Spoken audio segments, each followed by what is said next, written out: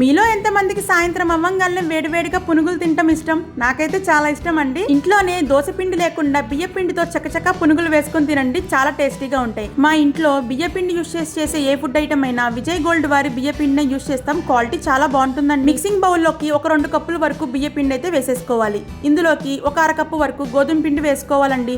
అలాగే ఒక అరకప్పు వరకు సూజీ, అదేనండి బొంబాయి రవ్వ వేసుకొని 1 టీ స్పూన్ ఉప్పు, 1 టీ స్పూన్ జీలకర్ర, ఇందులోకి 1/2 టీ స్పూన్ వంట సోడా, చిక్కటి పుల్లటి పెరుగు 1 కప్పు వేసుకొని ఒకసారి అయితే కలిపేసుకోండి.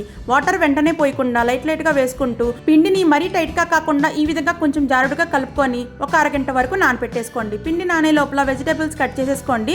అలాగే కడాయి పెట్టేసుకొని ఇందులోకి డీప్ ఫ్రైకి సరిపడా ఆయిల్ వేసుకోండి. ఆయిల్ కాగే లోపల పిండిలోకి కట్ చేసి పెట్టుకున్న ఉల్లిపాయలు, కరివేపాకు, పచ్చిమిరపకాయలు, కొత్తిమీర వేసేసుకొని బాగా కలిపేసుకోండి.